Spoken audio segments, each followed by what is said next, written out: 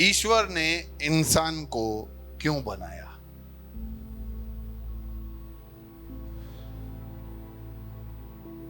क्यों बनाया? बहुत सारे लोग इसके बहुत सारे जवाब देते हैं। कुछ लोग बोलते हैं भैया इंसान को इसलिए बनाया शायद ईश्वर बोर हो रहा होगा, मजो ही ना सोचे यार, आज कुछ ठाऊं, आज कुछ तूफानी करता हूं। नहीं, प्रभु कभी भी बोर नहीं होता। अच्छा, इंसान बोर कब होता है? हाँ, खाली हो तब बोर हो जाता है, बराबर, और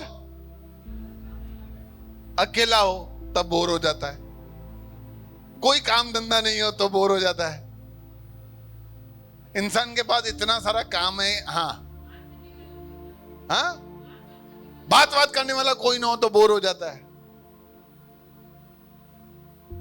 लेकिन ईश्वर के पास ऐसा कुछ था ही नहीं। ईश्वर पहले से संपूर्ण है। ईश्वर में पिता, पुत्र, पवित्र आत्मा का यूनिटी है। ईश्वर के अंदर पहले से संगति है। ईश्वर के पास इतना सारा काम है, इसलिए तो हमारे पास भी काम है, क्योंकि हम उसके स्वरूप में बनाए गए हैं, उसके सदृश्यता में बनाए गए हैं। इसीलिए ईश्वर बोर हो रहा था, यार क्या करूं, ऐसा नहीं है। ईश्वर ने लाखों करोड़ों स्वर्गदूत बना के रखे हैं, तो इंसान को क्यों बनाया? तो जो लोग ऐसा सोचते हैं कि ईश्वर बोर हो रहा था इसीलिए बनाया, तो वो चीज सही नहीं है। दूसरा, कुछ लोग ऐसा भी सोचते हैं कि ईश्वर शायद इंसान को इसलिए बनाया क्योंकि उसको संगति का जरूरत है, या उसको प्रेम दिखाना है। अरे क्यों दिखाना है? वो प्रेम है, वो स्वर्गदूतों को दिखा सकता है अपना प्रेम। वो अपना जो ये त्रिएक परमेश्वर है, हमारा पिता, पुत्र, पवित्र आत्मा, वो आपस में संगति करते हैं, तो उनको और किसी का संगति का जरूरत नहीं है। जैसे अगर मुझे आप लोगों का संगति ना हो, एक विश्वासी को एक विश्वासी का संगति ना हो, तो विश्वासी का उन्नति करना थोड़ा मुश्किल है। प्रभु का ऐसा नहीं है कि संगति नहीं, अरे इंसान ही नहीं है यार, क्या है यार, ऐसा खाली खाली फील कर रहा हूं। नहीं नहीं नहीं, परमेश्वर खाली खाली फील नहीं करता। वो अनंत परमेश्वर है, वो बदलता नहीं है, और इसीलिए उसका इमोशंस नहीं बदलते। यार कंटाड़ो तो चिराडो, बहुत कंटाल गया हूं, ऐसा ईश्वर नहीं सोचता है। कोई नहीं है यार, आज तो कोई दोस्त भी नहीं है मेरा, ऐसा भी नहीं सोचता है। किसको मैं प्रेम हूं, मैं किसको दिखाऊं, किसको बताऊं, अरे ऐसा भी नहीं सोचता ईश्वर। कुछ लोग ऐसा सोचते हैं कि ईश्वर लोनली फील कर रहा होगा, यानी अकेला अकेला। नहीं, ईश्वर को किसी का जरूरत नहीं है।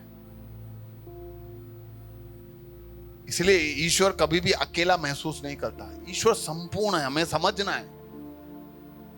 वो कोई तरीके से वो खाली नहीं है, तो फिर क्यों बनाया? क्यों बनाया? ओके, कोई भी व्यक्ति कोई भी चीज का निर्माण क्यों करता है? ये माइक बनाने वाले ने माइक क्यों बनाया? हाँ, इस्तेमाल करने के लिए। कौन सी चीज का इस्तेमाल? आवाज एम्प्लीफाई करके दुनिया तक पहुंचाने के लिए। आप मेरा बात समझे? यानी एक प्रॉब्लम, उसका सॉल्यूशन, या भले प्रॉब्लम ना हो तो भी एक योजना में कि आवाज को बड़ा करना है, इसलिए ये माइक बनाया। ये लाइट वाले ने लाइट क्यों बनाया? उजाला, ठीक है, उजाला। उसी तरह ईश्वर ने इंसान को, ये मेरी समझ है, पहला बात इसीलिए बनाया ताकि वो उसकी योजना है। परमेश्वर ऐसे ही नहीं बनाता सब कुछ।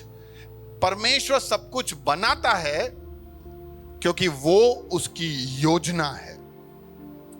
एक परमेश्वर का अनंत योजना है जिसमें परमेश्वर को कमलेश, विकास, विक्की, भारती, लीलाबेन, वंशिका, गिरीश, लतेश, ये सब चाहिए,